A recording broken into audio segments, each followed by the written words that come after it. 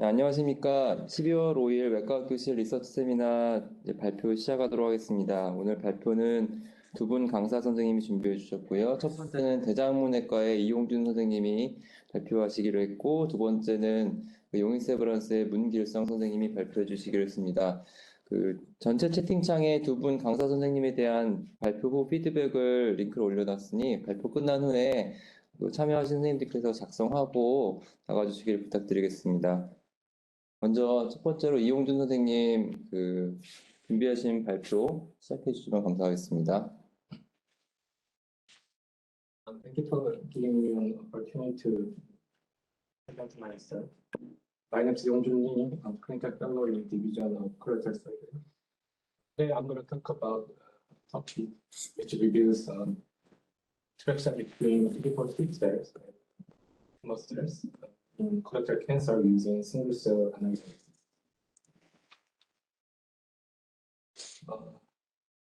Today, colorectal cancer has been classified based on intrinsic characteristics of tumor cells, such as tumor sidedness or clinical pathological features or spot mutation. And most popular classification is based on MSI status. However, this tumor characteristic-based classification only provide limited and indirect information on anti-tumor immune responses. So, for better understanding on anti-tumor immune responses, you should develop a new classification based on immunologic features. Traditionally, microarray of bulk RNA-seq were used to analyze transcriptome data. However, these traditional platforms only provide normalized data of transcriptome data from a large population of cells. However, recent advances in NGS technique, next generation sequencing technique, give an opportunity of single-cell RNA sequencing. Single-cell RNA sequencing can provide transcriptome expression profiles of individual cells in a single-cell level, not a population level. This is the single-cell RNA sequencing workflow. We isolate single cells from the tumor tissues, and we extract the RNA from the single cells and amplify the RNA or cDNA and make a sequencing library and perform single-cell RNA sequencing. After that, we get the single-cell expression profiles, and using these single-cell expression profiles, we can cluster each cells into similar types, and we get several cell types and identify. Single-cell RNA sequencing can combine with other single-cell-based platforms such as CytSeq or single-cell ATAC-seq or single-cell T-cell-seq. This combination makes us to identify the integrated information from the single cells, including not only RNA but also protein or chromatin accessibility and clonal analysis. So, single RNA sequencing enables identification of cellular heterogeneity in far greater detail than conventional methods. So we started this study with the purpose that by using multimodal data, primarily based on single-cell RNA sequencing, we aim to develop a new classification of CRC tumors, focusing on immunologic characteristics of tumor-infiltrating lymphocytes, which were isolated from human specimen obtained from surgery. This is the study design. We prospectively collected tumor tissues and tumor adjacent normal tissues from 46 patients with CRC, of which location distributed across diverse parts of colon, and we performed integrated multimodal data analysis, including single-cell RNA sequencing and single-cell TCR sequencing and whole transcriptome sequencing and whole genome sequencing. Our data included 27 MSS samples and 19 MSI high samples, and this heat map shows our information of our sequencing. And total 160,000 single cells were clustered into several subsets, including non-B lymphoid and B lymphoid and myeloid and epidermal cells and tumor cells. And as you can see, non-B-lymphoid cells were the major population. So we further subclustered non-B-lymphoid cells to several immune cell subset, and we found CD4 T cells and CD8 T cells and innate gamma delta T cells, innate lymphoid cells and NK cells and profilin cells were identified.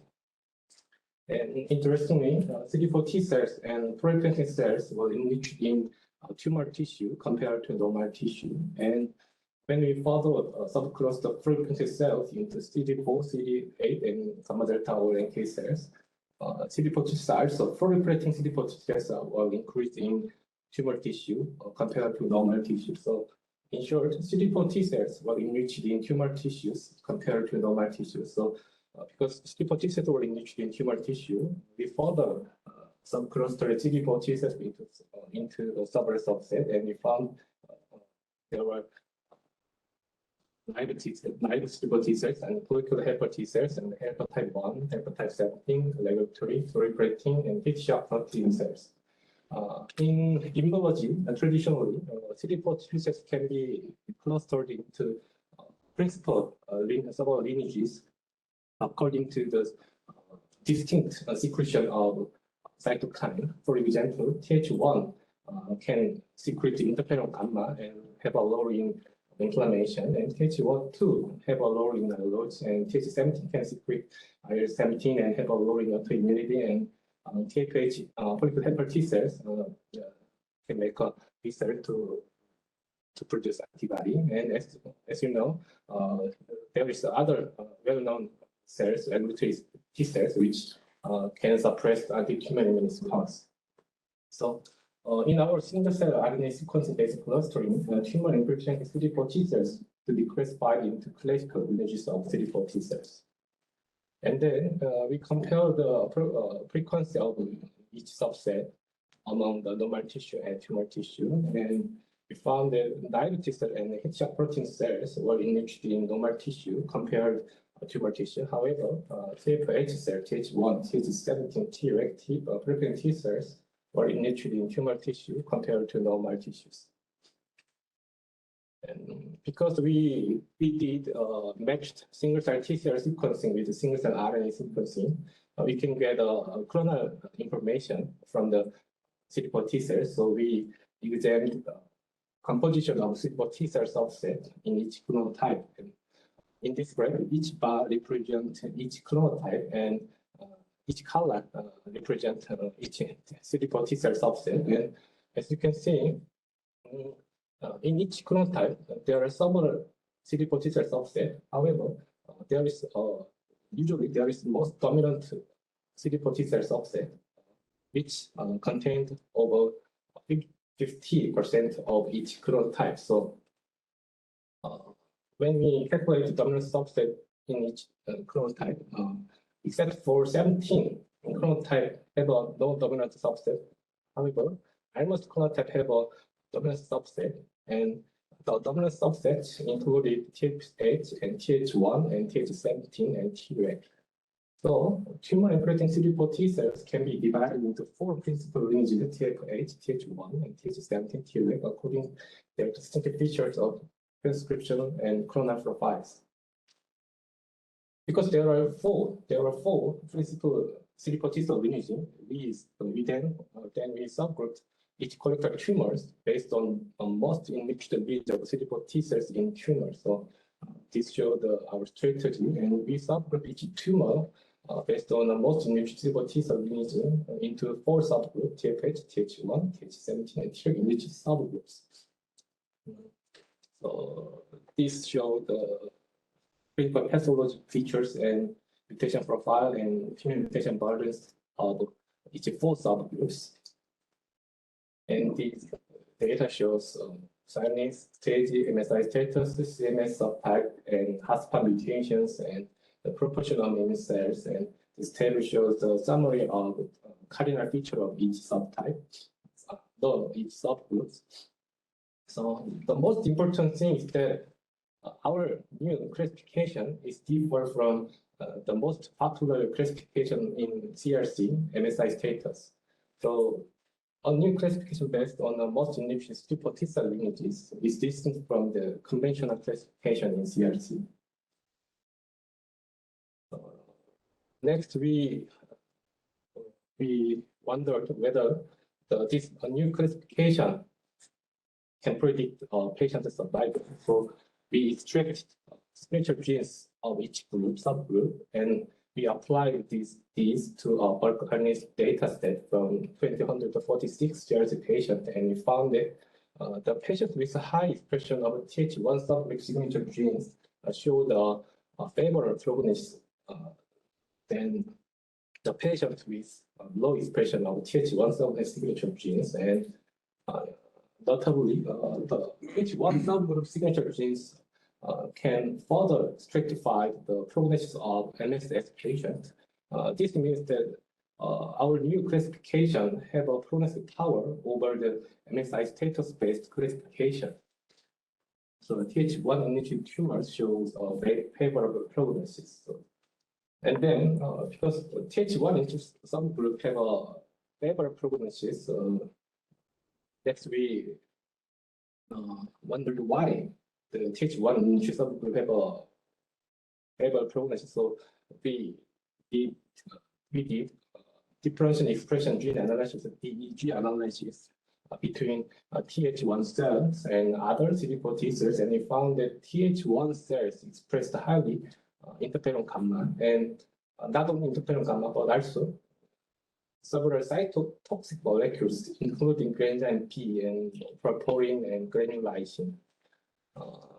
As I mentioned previously, it is well known that Th1 can secrete interferon gamma, but their expression of cytotoxic molecules have not been established well. So next we investigate the expression of cytotoxic molecules on CD4 T cells, and we did flow cytometry analysis, and we found that only in tumor tissue, but not in normal tissue, the CD4 T cells expressed granzyme P, that's well-known cytotoxic molecules, and granzyme B positive CD4 T cells only observed, granzyme B positive CD4 T cells were enriched in Th1 subgroup. So conventionally, CD8 T cells are considered as cytotoxic T cells, and CD4 T cells are considered as helper T cells. But according to our data, CD4 T cells, there are cytotoxic CD4 T cells in CRC tumors. So tumor infiltrating Th1 cells have expressed interferon gamma and cytotoxic molecules, and the enrichment might be led to a better prognosis. Next, we examine the interaction between Th1 cells and tumor cells. VitriNet is a computational method of using single-cell RNA-seq data, which predict ligand target links between interacting cells.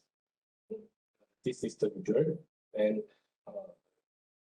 we set CD4 T cells as the sender cells, and normal tumor cells or normal epidermal cells as the receiver cells, and we found that the interaction between interferon gamma and CD74 or HLDRA is closely correlated.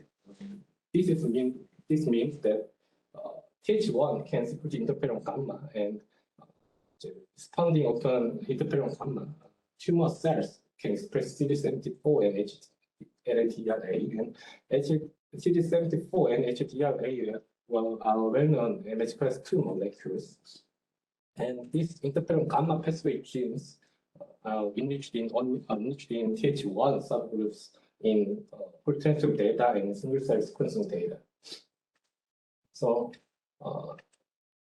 And because in the CNET data, MHC class II molecules are upregulated in tumor tissue.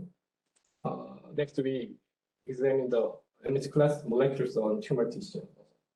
It's well known that MHC class I molecules expressed on all nucleus cells, including normal epithelial cells and tumor cells. However, it's well known that MHC class II molecules only expressed on immune cells, especially antigen-presenting cells. So usually, tumor cells does not express MHC class II molecules. So To confirm that, to examine that, we used Markov for epidermal cells as a EPCAM, and we considered the EPCAM positive cells in normal tissue are normal epidermal cells, and EPCAM positive cells in tumor tissue are tumor cells. And we did flow cytometry analysis, and normal epidermal cells only express MHC class 1 and but not MHC class 2. However, tumor cells can express both of MHC class 1 and MHC class 2 molecules. And this is the summary. So when we treated interferon gamma in tumor cells, the frequency of MHC class 2 positive tumor cells were increased. So we thought that interferon gamma makes tumor cells expressing MHC class 2 molecules. Because tumor cells can express MHC class 2 molecules, we hypothesized that CD4 T cells can recognize tumor cells by interaction between T cell receptor on CD4 T cells and MHC class 2 molecules on epidermal cells. So we co-cultured CD4 Ts with tumor cells, and in this flow cytometry plot, in second and third quadrant cells means proliferating cells. And when we co-cultured the CD4 Ts with tumor cells, there were proliferative cells. However, when we treat MHC class 2 blockade, there were no proliferative cells. This means CD4 T cells can be proliferated in response to MHC class 2 molecules on the tumor cells. Because CD4 T cells can recognize tumor cells, we hypothesized that maybe in our previous data, there are CD4 T cells which express cytotoxic molecules. We hypothesized that CD4 T cells can recognize tumor cells and exert cytotoxic activity against tumor cells. So we used CD107A, which is a functional marker for the identification of such activity, and we co-cultured Treg depleted CD4 Ts or CD8 Ts with tumor cells, and we found that not only CD8 Ts, but also CD4 Ts can express CD107A when co-culturing with tumor cells. This means CD4 T cells also can exert a cytotoxic activity against tumor cells. To validate our classification in an external data set, we used the external data set from this article, which was published in Cell 2021. To validate, we set a cutoff value for identifying Th1 subgroup using our data set, and like this AUC color. So we applied this cutoff value to external data set, and we found that among 61 patients, 11 patients were identified as Th1 lineage subgroups, and interestingly, Th1 lineage subgroups expressed Th1 lineage subgroups show the high expression of interferon gamma on CD4 T cells and cytotoxic activity genes on CD4 T cells and MHC class 2 expression on epidermal cells, same as our data. So our classification can be successfully applied to other data for identifying Th1 lineage subgroups. Next, we wonder that interferon gamma in MHC class 2, the CD4 cytotoxic axis, which we have in this column, is associated with immune checkpoint inhibitors such as anti-PD-1 blockade response. So we co-cultured CD4 T cells with tumor cells, and we treated PD-1 blockade, and we found that the proliferated CD4 T cells were increased upon PD-1 blockade treatment. So interestingly, CD8 Ts, but the proportion of CD8 Ts were not significantly increased in responding to the PD-1, but CD4 Ts, the proportion of CD4 Ts was increased upon anti-PD-1 treatment. So CD4 T cells, but not CD8 Ts, can be reinvigorated upon ex vivo anti-PD-1 treatment. Next, we wonder that our Th1 cells in our data is an immune checkpoint inhibitor responding cell. So we used we used the external data from this article, and in this article, the author said 6-year-13 expressing CD8 T cells and CD4 T cells predict effective responses to PD-L1 blockade breast cancer. So we extracted signature genes of 6-year-13 CD4 T cells, and we applied those to Th1 cells in our data, and found that Th1 among Th1 cells in our data, over 50% of Th1 cells can be classified into CXCL13 CD4 T cells, and we found that these CXCL13 CD4 T cells were most enriched in Th1 subgroup. So the Th1 cells may be a responding population of PD-1 blockades. And next, we used our public biopsy data from a clinical study of anti-PD-1 treatment in patients with non-small cell lung cancer, and we profiled the expression of genes related to interferon gamma and express2 and CD4 cytotoxic axis. And we found that the responders of an anti-PD-1 had expressed the interferon gamma and cytosine molecules and express2 molecules. But this means that our interferon gamma and express2 and CD4 cytotoxic axis is associated with ICI response. In conclusion, we perform a stratification of CRC tumors by the dominant CD4 T cell lineage in individual tumors, and we found an interferon gamma and class 2 CD4 cytotoxic axis with underlying anti-tumor immunity in CRCs. This axis was enriched in the subgroup with Th1 dominancy, which was led to a better prognosis, and this axis may be associated with a favorable response to anti-PD-1 treatment in CRC. I think there are two distinct novelties in our study. First is the most research most research have been primarily centered around the cytotoxic activity of CD4 T cell, CD8 T cell, not CD4 T cell against tumor cell. However, the interaction between tumor-infected CD4 T cells and tumor cells have been relatively underestimated. Our study provides new insight on the intertwined interaction between CD4 T cells and tumor cells, and better understandings of diverse roles of CD4 T cells, especially of cytotoxic activity. And second, CRC classification have been primarily based on intrinsic attribute of tumor cell. However, this classification provides only limited and indirect information on anti-tumor immunity. So our study suggests a heterogeneity of anti-tumor immune response across individuals with CRC, and which is better estimated by our classification based on the dominant CD4 T cell lineage in tumor environment. Based on this classification, we may better predict prognosis and treatment response to anti-PD-1 patients with CRC. This is the acknowledgement. I'm a leading first author in this article, and Richard Shin and Byung-Sun Min and Ong-Yang Park are co-corresponding authors, and many other researchers in KAIST and Yonsei University College of Medicine and Samsung Genome Institute are participating in this study. I want to thank for all, and thank you for listening.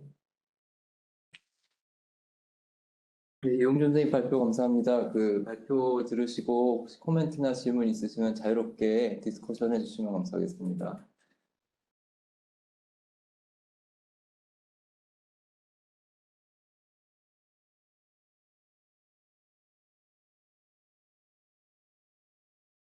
선생님들 질문 준비하신 동안 제가 아주 기본적인 연구 동기에 대한 질문을 좀 해보고 싶은데요. 그 TH1 서브그룹이 예후가 다르고 클래시피케이션을 새로 해야 되겠다는 어떤 연구 동기가 있었나요? 다른 분과나 아니면 다른 페이퍼에서 그런 아이디어를 어떻게 얻으셨는지 좀 보고 싶은데요. 네, 일단은 시작 자체는 이제 TH1에 집중했다기보다는 싱글셀을 통해서 콜렉터 캔서의 이면 마이크로 인바이러먼트의 이면 프로파일을 해가지고 그것과 관련된 거를 찾아보자고 하다가 보니까 이제 TH1이 원래 예상은 이제 안티튜머 이뮤니스폰에 가장 관련이 됐다고 알려진 CD8의 중심이 되는 스터디가 될 거라고 생각을 했었는데, 재밌게도 CD8보다는 CD4 T셀, 특히 TH1 셀에 조금 더 유의미한 데이터들이 계속 나와서 이렇게 스터디가 쭉 이어지게 된 것 같습니다. 요즘 최근 들어서 이런 CD8뿐만 아니라 CD4 T셀, 특히 이제 사이토틱 CD4 T셀이나 이런 TH1 CD4 T셀이 이제 주인공이 되는 이런 스터디들이 이제 특히 튜머 파트에서 많이 보고가 되고 있는데 이런 현상들이 이제 단지 CRC에서만 있는 일인지 또는 이제 다른 캔서 타입에서 있는 일인지는 앞으로 좀 더 연구를 해볼 생각이고 제 생각에는 일단은 콜레스테롤 캔서는 확실히 CD4 T셀이 지금까지 굉장히 언더 에스티메이션 됐었는데 조금 더 포커싱이 좀 돼야 하이라이트가 좀 돼야 되지 않을까 생각을 하고 있습니다.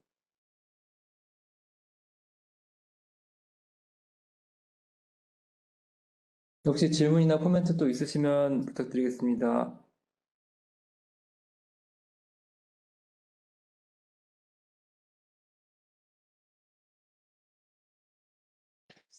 나?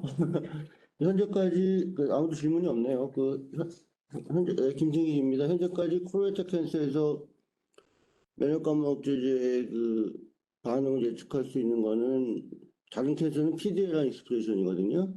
근데 코로레타 캔서는 MSI를 보잖아요. 그래서 그게 MSI 하이면 확실하게 반응이 좋은 걸로 돼 있죠. 근데 거기에다가 이번에 닥터 리가 얘기한 거는 CD4 T셀에서의 TH1에서의 서브 그룹을 제시함으로써 좀 더 세밀한 클래시피케이션, 그러니까 면역감염 억제제에 대한 반응을 예측할 수 있는 좀 더 세밀한 하나의 서제스션을 했다는 의미로 이렇게 이해가 됩니다. 뭐 좋은 결과인데 근본적인 질문 하나는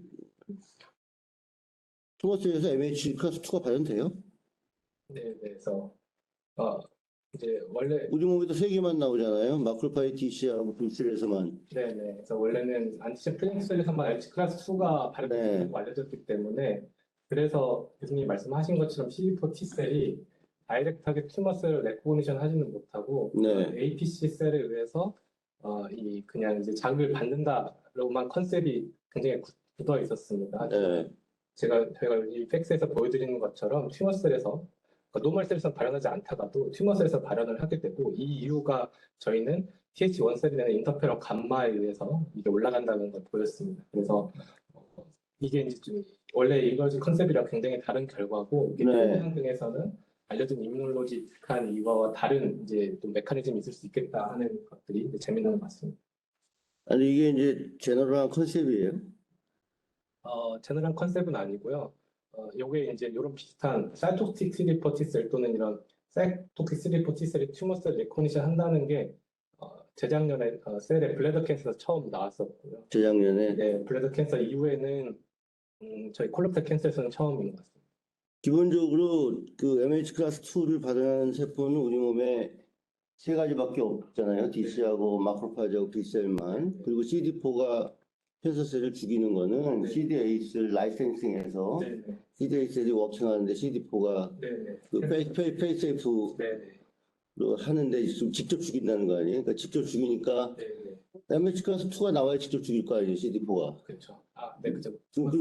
그런데 그거가 맞다면은 네.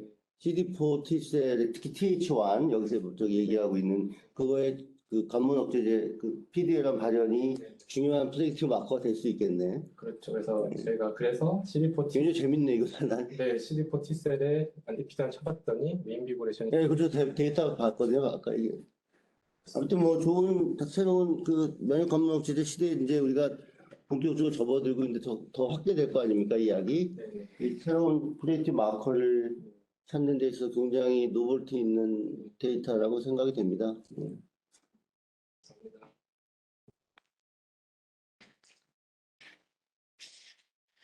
네, 이용 교수님 수고하셨습니다. 시간이 이제 많이 지나서 혹시 또 발표 있으신 분 한 분만 더 질문 받고 안 계시면은 다음 발표자로 넘어가겠습니다.